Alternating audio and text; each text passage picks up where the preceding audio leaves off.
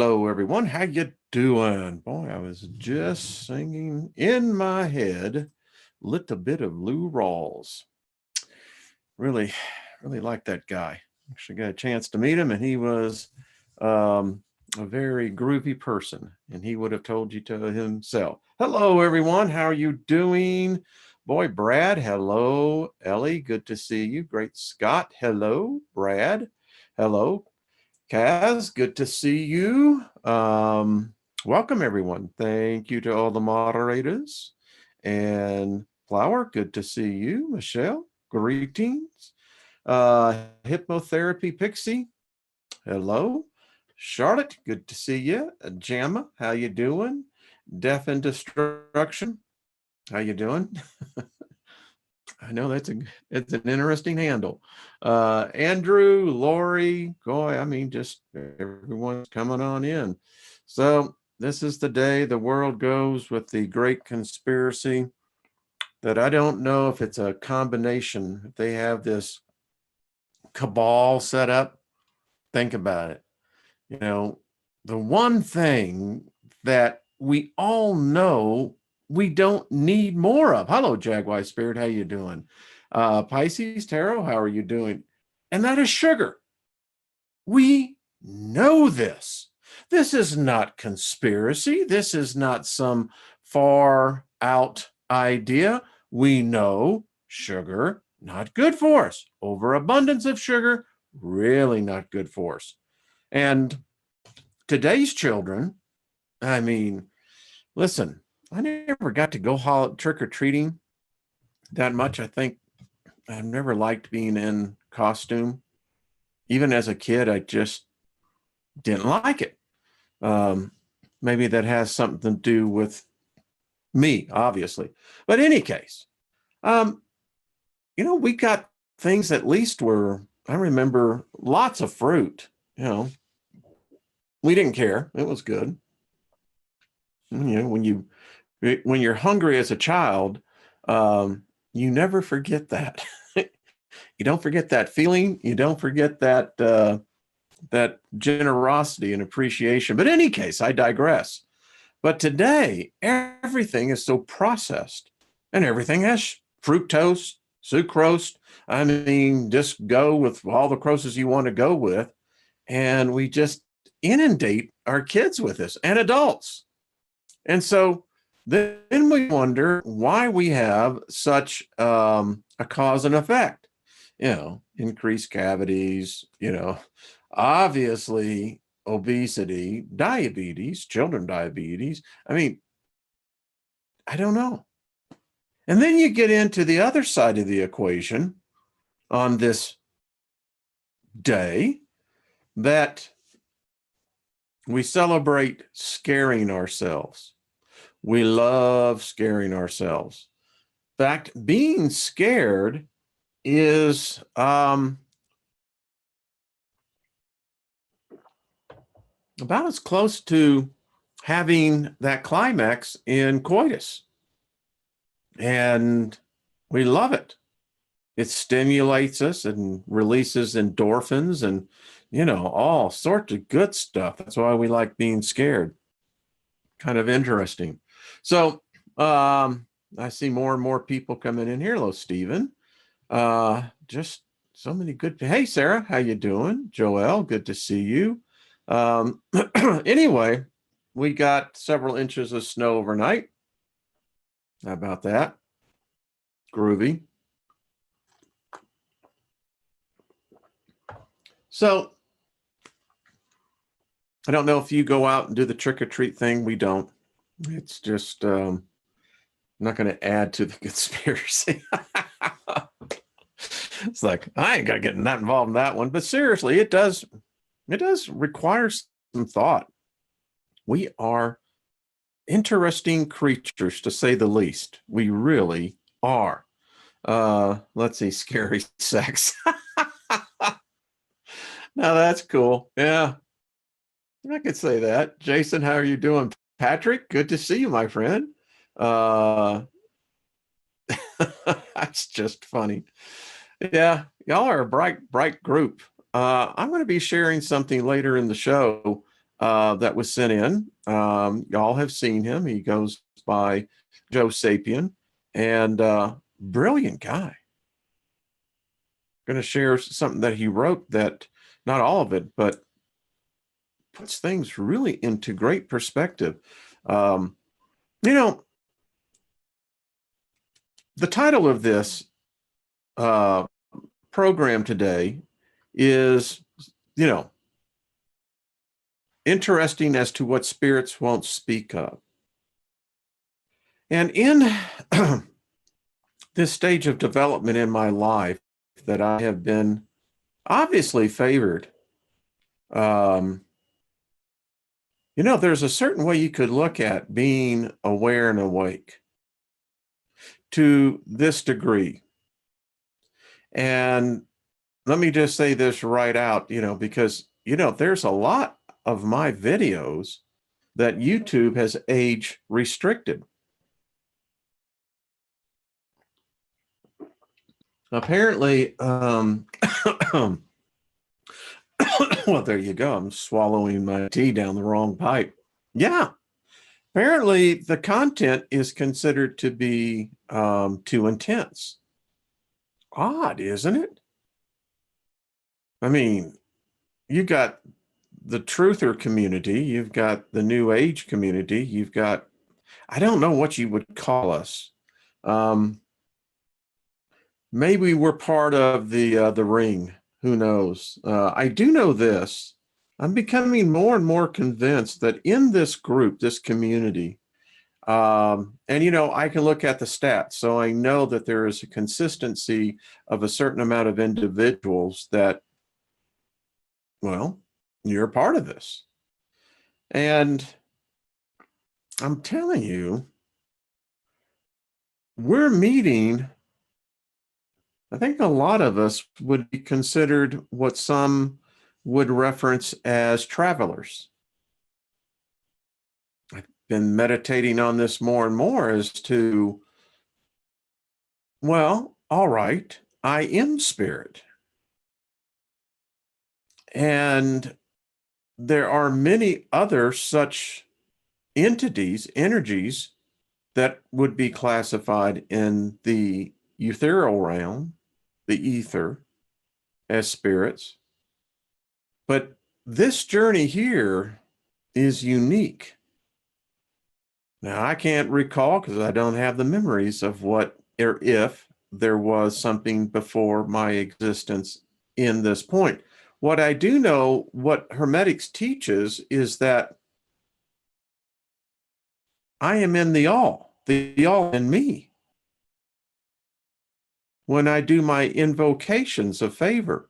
By the way, little note that I was dropped into, when you're doing your favor invocation, make sure to invoke favor upon the spirits. They'll appreciate it. Anyway, I digress. That I am in the all. Now, I'm not the all, but the all is in me. By that alone, I've existed as long as the all. And we know if there was not the all, there wouldn't be all this.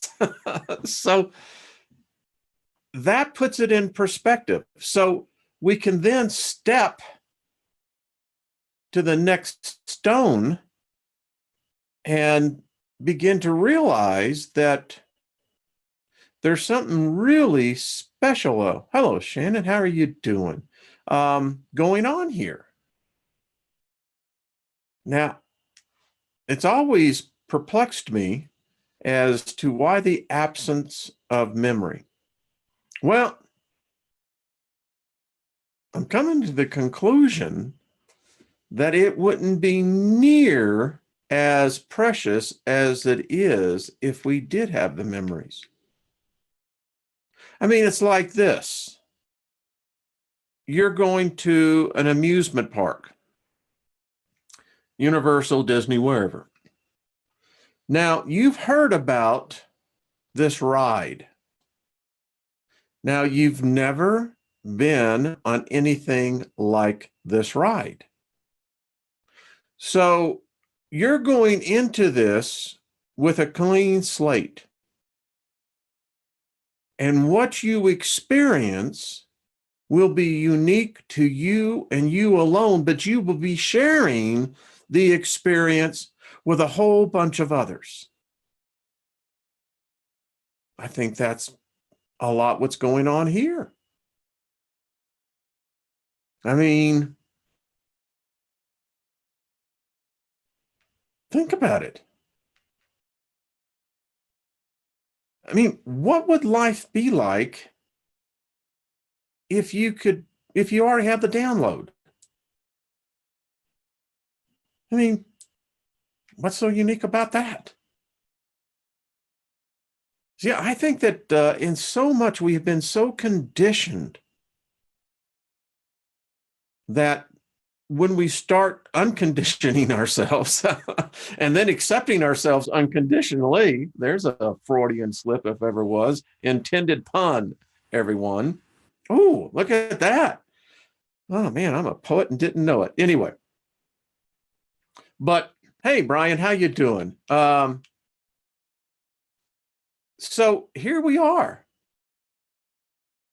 And if we came at this with a whole different perspective, from the moment we get out of the womb, and we're taught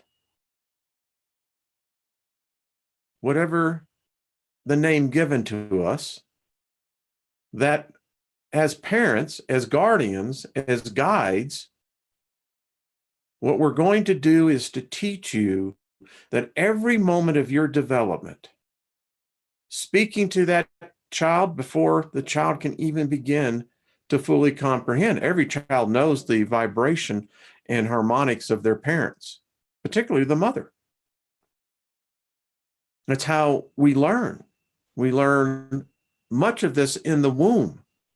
But imagine, and from the journey therein out, everything we do, everything we experience is understood and recognized by the society, the community, the commune, the communal understanding. I mean, think about it. It would change all of us. And when the time came for the departure, every one of us would be ready. We would leave the experience understanding that it was never everlasting, that there was a finite amount of time, and we should begin to so much put this part of our spiritual DNA. And when that moment to jump through the portal, which we call death, I did a whole video on death and said, if death exists, which we obviously see the result of the sensation, the desensation of life, as we define that in this physical realm. But nevertheless, if death does exist as a spirit, then it means it's alive. So how can you get death from something that's alive? All paradoxes can be resolved. So when that time would approach, we would approach it with glee. I mean, if you've not seen the movie, Mr. McGorm and his wonderful Emporium with Dustin Hoffman, go check it out. It's a great movie. So much is woven in there. But Mr. McGorm was a traveler. He knew things. He would be considered a master magician, a master alchemist, a wizard, a god. And when his time for departure came, he was ready for it. It was not met with fear. It was met with great anticipation. Because as travelers, which I think many of us are, not all of us, but many of us, when you begin to get this logos, the dynamis of the rhema within your consciousness, remember, this is just one of many states of consciousness. It wouldn't be that big of a deal, would it? And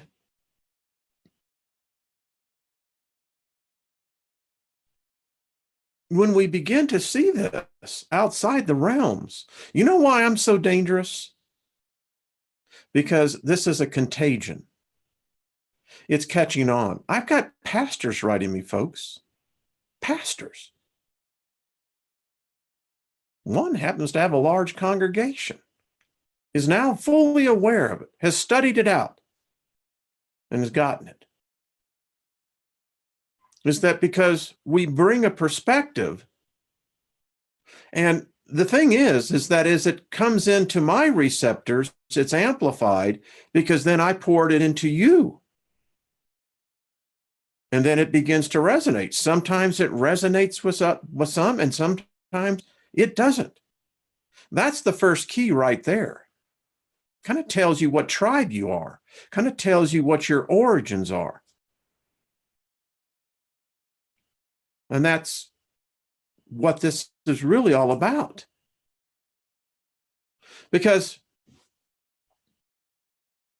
when you begin to see it from a certain different set of lenses, you begin to see that if the multiverse exists, then by definition and by logic alone, it means we are multiverse beings. You can't be a part of something and then be segregated and not be associated with. That's the great conundrum with Christianity. You have the Protestants who will just vilely say, got nothing to do with those Catholics. No, no, no, no. Well, then why do you carry their Bible? This is not their Bible. We wrote this. Where'd you get it from?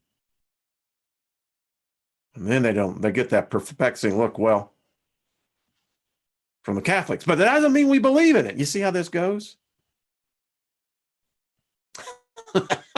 It's true, you know. And you know, we should have great empathy.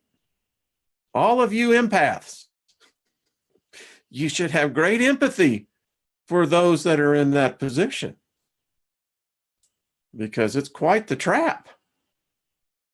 Not many have the cojones to say, well, I'm going to stand up before X amount of people today and tell them that the God that they've been living in, well, not quite that way. Yeah. Imagine that. You would indeed get the left foot of fellowship right out the door. Now, I got some pictures of some viewers that sent in at the end of the program here that you're going to want to stick around and see. It's wow. So let's get into our talking points real quick on this. So it helps if I share it with everyone else. What, y'all can't pick that up telepathically? Come on, exercise.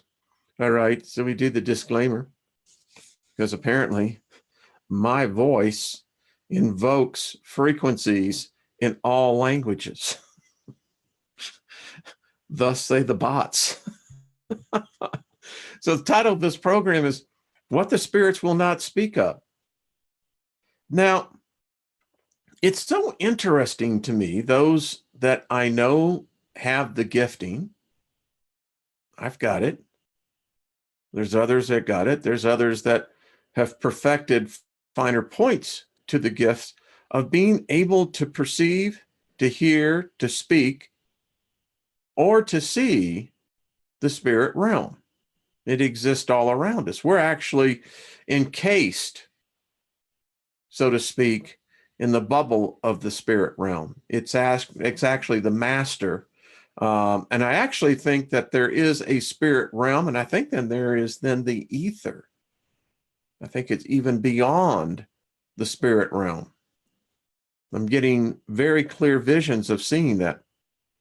But nevertheless, those that got that gifting, I often have pontificated in moments of silence. You know, I practice a form of meditation that is what I call spatial meditation. Never heard anyone talk about it, but it's one that I have perfected for myself.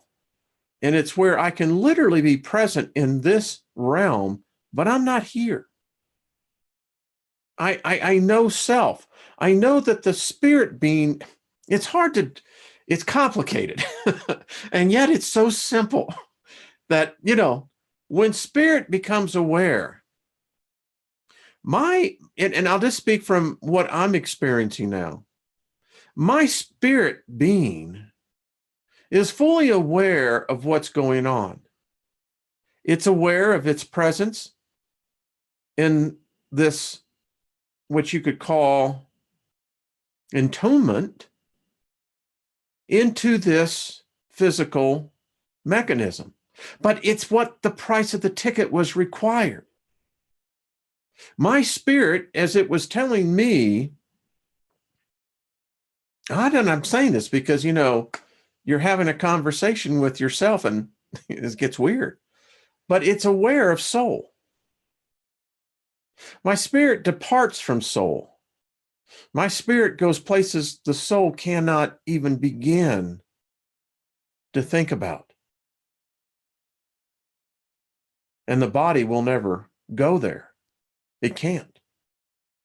There are laws, there's principles. And when you begin to see yourself in this fashion, it's weird. It's weird. I got to tell you, you really have to be well grounded. Otherwise, everyone can hear my dog. That's Dancer. So she's doing her job.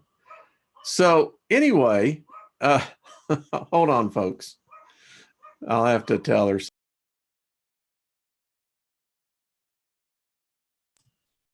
And that's how it works. But when you have to have this grounding that you're a triune being. And when you start having that, there's someone actually at my door, folks. And so they'll just have to keep on knocking. So it becomes very difficult at times because the spirit part of you begins to want to experience what awaits. Now, there's lessons to be learned here. There is purpose here. There are missions that are to be fulfilled. Destiny will be fulfilled, and necessity will fulfill what it was required to do. So that puts us as a spirit in a very interesting spot, because you think about it here, well, we look at the spirit realm is something that most people know very little about. And that which they do know is, unfortunately, and we're going to read what Joe Sapien wrote. This is phenomenal stuff that he wrote. You can see why we all know, because we all came from that. I think that that's part of the initiation. So what the spirits will not speak. Well, give me 1 second here as I advance this. So we invoke spirits to tell us the future. But why don't we pay them to tell us the beginning? I've never seen a fortune teller or a medium say, well, come in here and let me tell you where you originated from. They'll, and listen, I'll just tell you my point of view on this. There are such a thing known as what was termed as familiar spirits. But it's actually very logical when you think about it. If the spirit realm exists, then by necessity, that would lead you to conclude that there's those that just simply watch you, know everything about you. Some are good, some are bad. Remember, it's just a matter of degree. I don't know how it's regulated over there. Remember? I chose to have my memory wiped. Makes the adventure all the more titillating. So why not? Why can't these spirits talk about the very beginning, where they originated from? I don't see that happening. I don't see as well those that recently left. It seems that they can't speak about it. I think the ones that have never came into this experience of flesh and blood, I don't think they just speak about it. Could be, maybe they don't know. I don't know. But the question I ask, if there's a mantra I have, it's this one. Why, oh, why? Why? Why don't the recently deceased return to tell us about the origins of our beginnings? I've never heard anyone of all those that you see, even the celebrity guides, the mediums, to the stars that, get tens of thousands of dollars to do a connection, so to speak. I don't hear any of them sitting down and saying, all right, John, please tell my husband, I don't hear that. But this is how it all got beginnings. I don't see it. And why don't demons, boy, have we gotten this one backed up. Demons, by the way, do read words search. Demons actually originates from demonstration. To demonstrate knowledge. Demons. Maybe not the wicked cats you've been told that they were. Now, are there nefarious ones? Well, I will tell you exactly how it was told to me. Humans, man gods, which we are, God man, we perceive everything through an emotional filter. We perceive everything either being for or against. And from that limited construct of perception, of that state of consciousness, it has receded our ability to fully comprehend that there is yet something that's even above for or against, good or bad. There is a place where folks, they don't give a rat ass about this plane. There are those that exist. I touched one time with my mind. They don't care. They care less. They got no skin in the game. They don't want no skin in the game. I want to get there. And it's not that they're benevolent or malevolent. They're great, powerful beings. They would be above what man is able to construe as God, because they don't care about that either. You could say that indifference would be of what their presence is.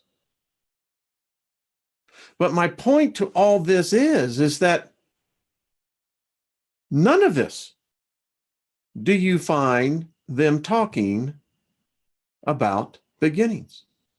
Now, not even ETs. Now, you can look at the Urantia book. I mean, supposedly came from an ET. You can see other things that are said to have come from the Palladians and all these. I've never met any of them. They've never introduced themselves to me. So I have no observable evidence in which to make a determination. But the question is, why? And the question I always ask, does anything know? I mean, that's the question. Let me get out of this here, good folks. There I am. So it really is a conundrum. And when you think about this, beginnings, origins, I did a whole series on it, y'all. We're here for this. It's where all this started with the Kabbalion, because it's only within the 7 principles can you actually find how the paradox is reconciled. And there is that which is above even physical evidence. Again, it's all mentalization. And we begin to live our lives by that. You can be accepting of any religious ideology, any political point of view. You can acknowledge them and recognize them. Doesn't mean you have to immerse yourself into them. You get to a point where you just don't care. I was good at politics.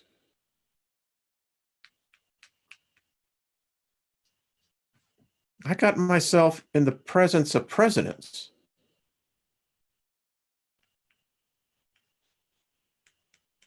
The point is, you couldn't pay me to get back in. There's no amount of money. In fact, I can tell you the thing about money, it used to be the goal. I mean, it was a focal core point. It defined my existence. It defined myself. And we all, in this materialism, have found ourselves in that. We still do. I still like dressing nice, albeit bohemian. You can do it with style. And no doubt my spirit incarnation, whatever that is, I've seen that. It's going to be looking good. That's all I got to tell you. Because it just is. And you see how it becomes to get so out of focus. And self-perception is difficult. I mean, that's what philosophers do. And the more you get into it, you can become really lost, because you got Tibetan philosophy, you've gotten Western philosophy, you've got Middle Eastern philosophy. I mean, and out of those philosophies have derived religions. And then, it goes from there. Actually, I think probably the more proper way would be politics then religion, because they're both one and the same. Both got that same spirit attached to it. So Nice humanoid. Sarah. All right. I just, I got to say this. You got to give the big hug to Sarah. That's a cute statement. I love that. Anyway. um, so hold on, folks. I want to do something real quick here. There we go. So there we go. I'm back. So I can see I'm time traveling. I know this seems like real time to you, but actually it's not. Real, here's the illusion. Think about this, folks. What you're seeing of me is actually about a 30-second delay of me. And that's weird. So we're sharing, as Kashmir, the song says, I am both a traveler of time and space.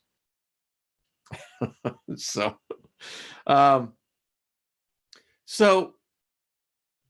you're welcome, Sarah. Let's get into something that Joe wrote. When I read this, I was impressed. I really was impressed. He wrote this. I believe he was a recovering alcoholic. I think I am correct on this. And this is good stuff.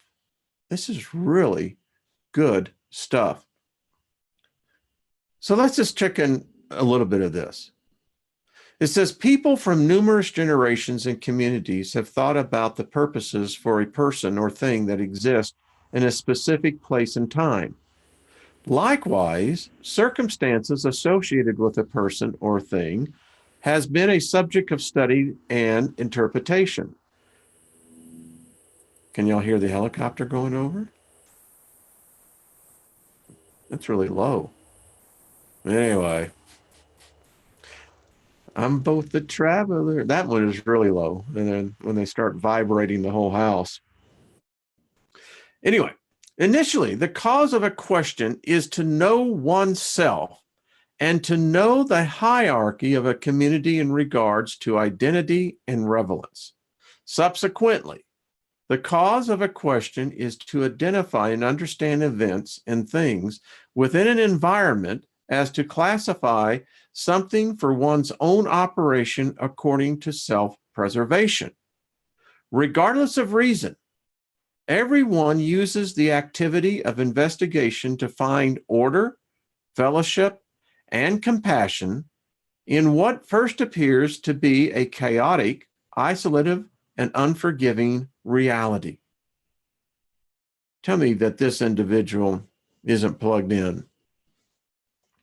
A purpose for an individual or a community is determined by intention to manifest a subjective reality as an objective reality.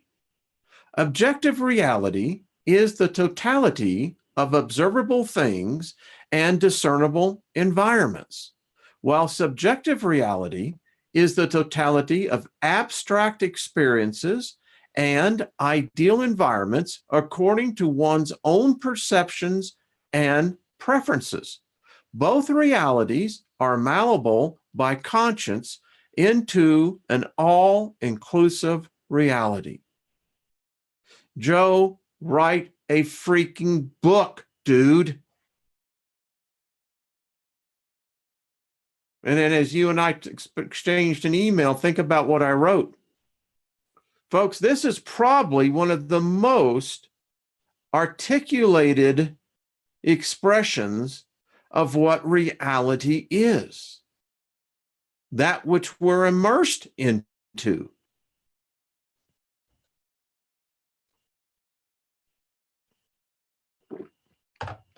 This dude is a traveler, I'm telling you. A subjective reality will not be as an objective reality unless there is a commitment to deliberate and diligent actions. Alternatively, irresponsible decisions and actions will cause an unwanted situation. A dissatisfied person with the current condition Whether or not the individual has participated in creating their situation can take advantage of opportunities to create and establish an ideal setting.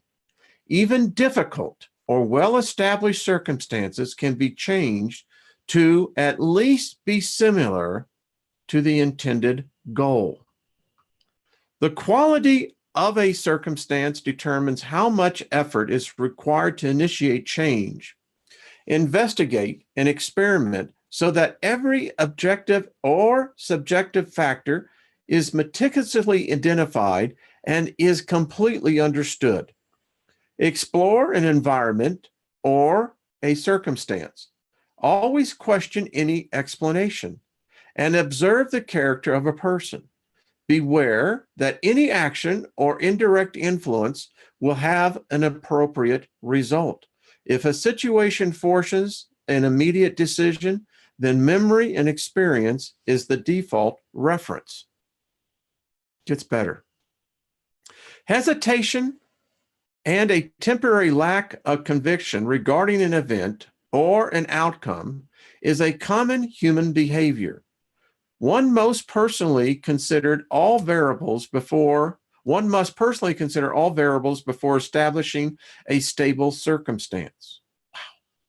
The mental process of acquiring knowledge and understanding through independent thought, personal experience, and the senses should be used without restriction. And one must oversee their own perception, sensations, notions, and intuition. For cognition is the means to initiate an event so that situations and realities may be brought into existence. From the perspective of the everlasting multiverse, no person or situation is meaningless.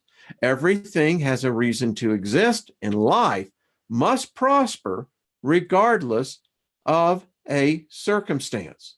Nothing and nobody is subjective, or objective reality is absolute identical.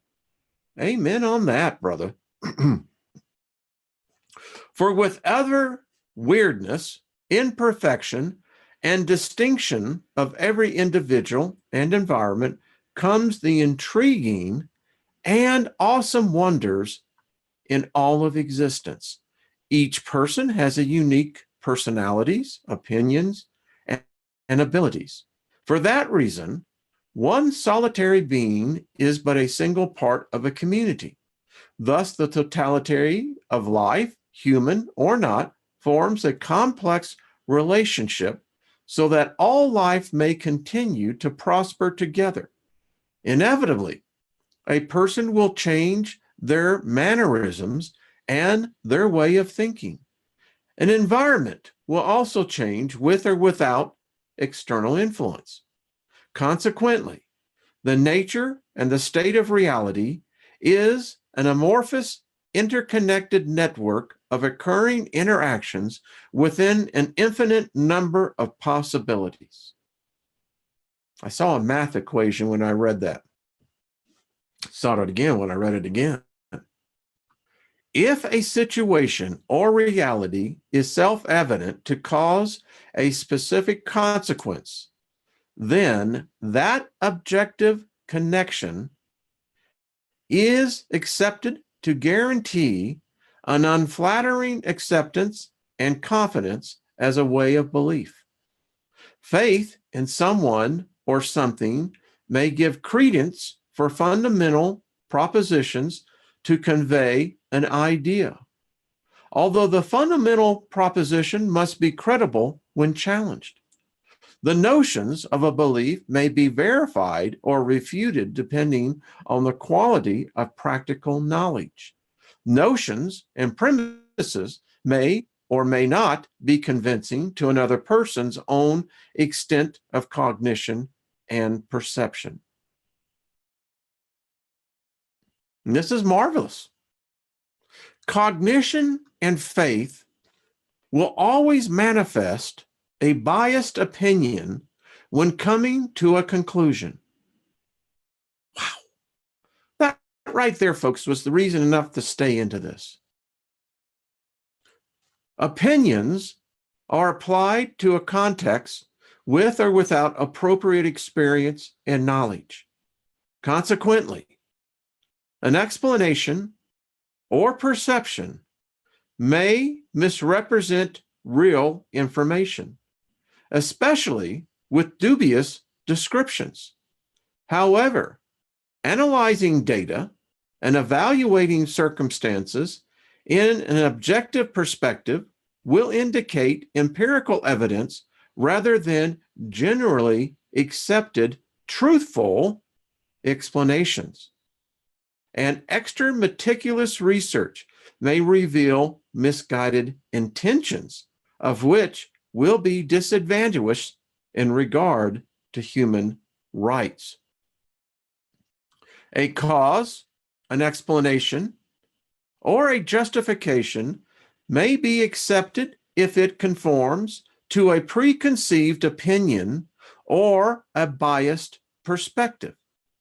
Use caution, for preconceived opinions will affect the ability of decisions along with the formation of a sensible judgment. Judgment is the process of regarding, understanding, and interpreting subjective/subjective knowledge through critical thinking.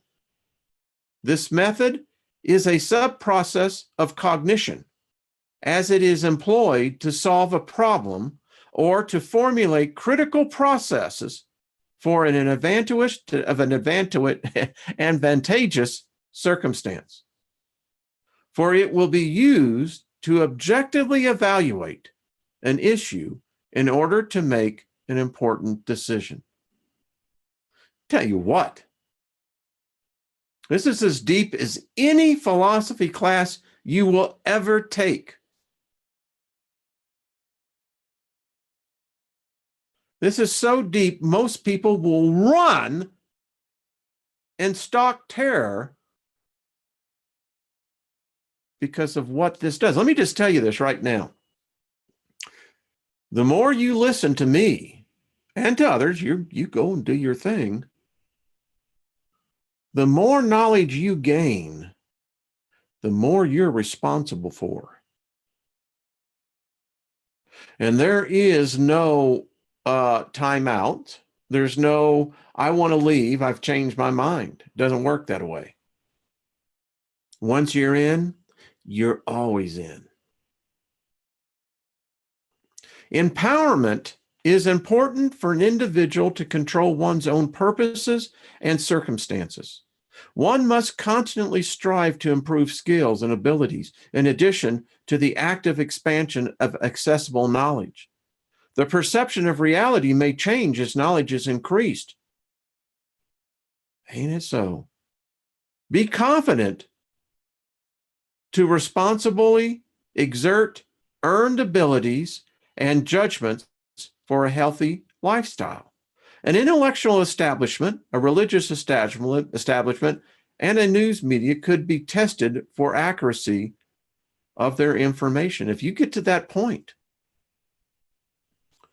An ancient description of outcome is the fruit of something. So the fruit of knowledge may be translated as the personal awareness and understanding of a subject. The more you know, the different your reality is going to be. It shifts. And that's what most of us are experiencing.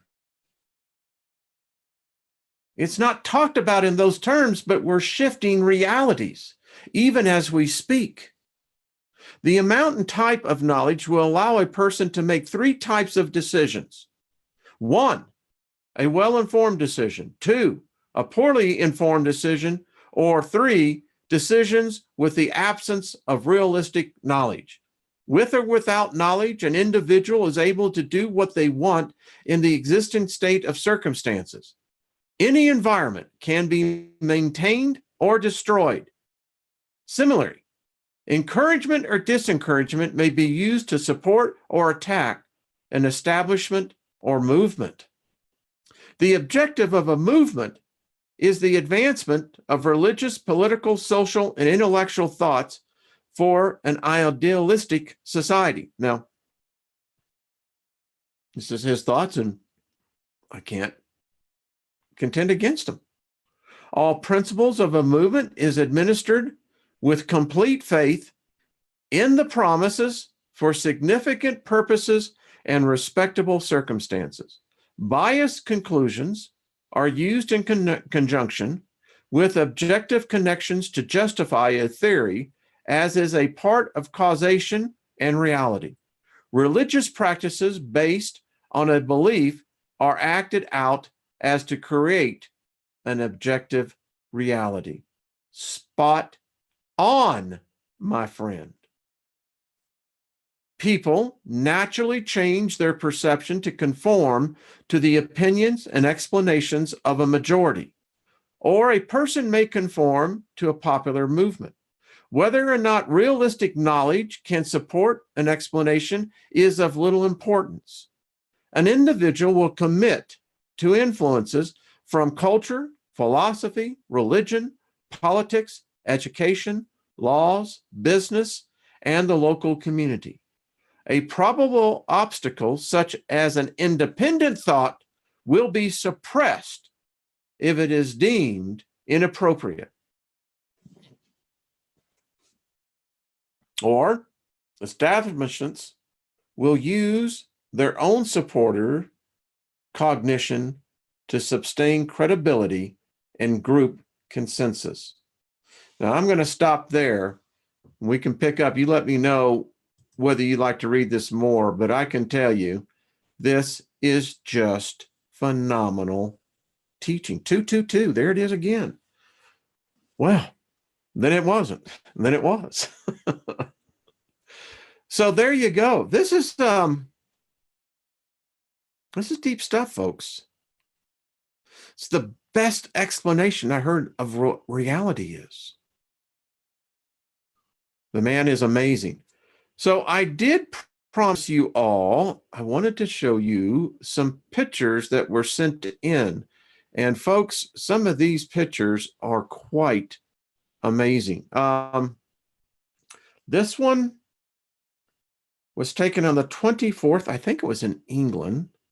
Let me pull this up real quick so you can see it.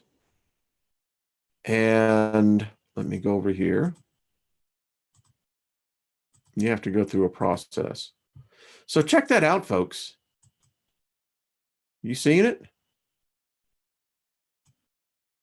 I think it's one of Dr. Albert's stellar cores. Look at that. And there is yet another one. Check that one out. Just the same one. It was taken on the 24th at 1628. I am guessing same time in England. There's a lot I can look at this. I mean, there's a lot in. We're going to do more analysis on this, but I wanted to as well. Oh, I forgot to show you this one. Got out of there too soon. Got several. Check that one out, folks. These inverted optical refractions of light we're seeing. Do you see our little friend over here? Let's take a look at that.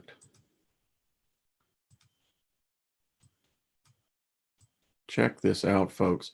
There is so much going. We're going to do analysis on this with Dr. Albers, folks.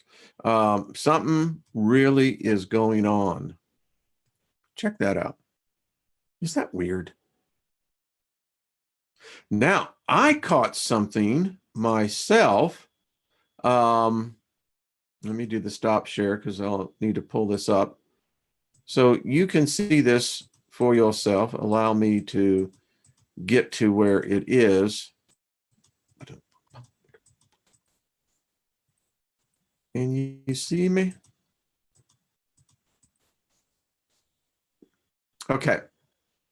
So we had a spectacular sunset. This was day before yesterday.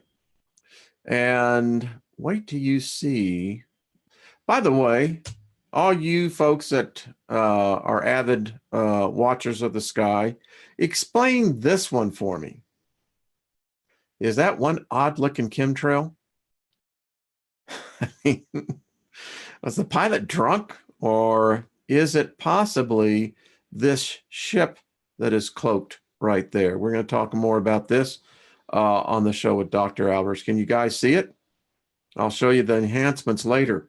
But yeah, so this was the sunset as it began to unfold night before last. Look at this sunset, folks. It was, there's times when we see the sun. I mean, it goes down over the mountains. So I know that, and this is what drew my attention, was that the enormity of how it filled the sky. I mean, listen, folks, this is not normal. I've got lots and lots of videos as the sun's literally going down below the mountains, and we get to see the light hit those mountains and reflect back up. That's a lot of times what we're seeing. But then you have these cases that, they just get a little weird. So we'll talk more about that. So there you go. Well, that's all I got to say. Thank you for your time. But seriously, we got to give more thought to this whole thing. Let me just finish out with a commentary. It's not that I'm opposed to any religion, dogma. Everyone has a right to choose what they want to believe. My contention is this: how long do you give something before you expect results? I contend no religion has ever brought peace. No religion has ever brought unity. And if mankind cannot learn from that after thousands and thousands of years, then we are indeed a doomed species. I, however, contend that there is a new consciousness that is awaking. It is minds such as my own, other men and women that have come to the same conclusion. And we have decided to stand up and say no more.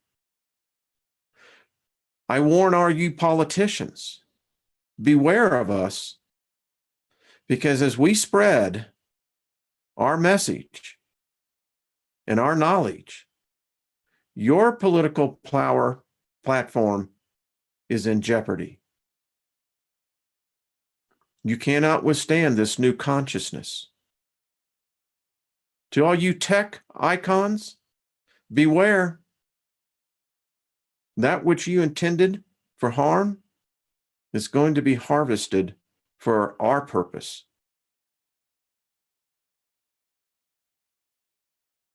It's just the way it has to be. We will no longer stand and allow this insanity to continue to go forward. And that's all I have to say about that.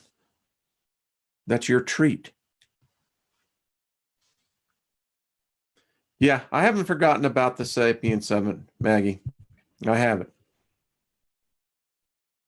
We're not there yet. There's something coming. I don't know what it is, and it's not what's being spoken about. There is something that can't be spoken. But I know the energy is here. All right, folks. Well, thank you for the hour. Y'all are so much fun. I really, really enjoyed that. Maggie, I believe that, just to give you a comment on the Sapien Summit, there are those people that I know in Silicon Valley that are beginning to think along these lines. We just have to, how shall we say, monitor it. So, well, thank you, Brad. You can use that statement if you want. You got my permission. You can play it anytime you want. So let's get the message out there. You know, we're not going to take it. My Thursday night radio show is going to be on election 2018. And the hour is going to be talking about in very blunt terms. This is not working. And we've got to do something. And we'll do it in a different way than has ever been done before. So anyway, all right. Much favor upon all of you. I just invoked a favor upon all of your lives today. May you find peace to be your constant companion, and may favor ever go before you and always greet you when you reach your destination. All right, folks, be good to yourself, and you'll learn to be good to others. In fact, you learn to love yourself. You'll learn to love God a lot more. So we'll talk to you again. Thank you, all the moderators. Thank you for everyone who's joined in. Be good to yourselves. We'll see you tomorrow at the same time. All right. Happy traveling. I think there's many of us who are.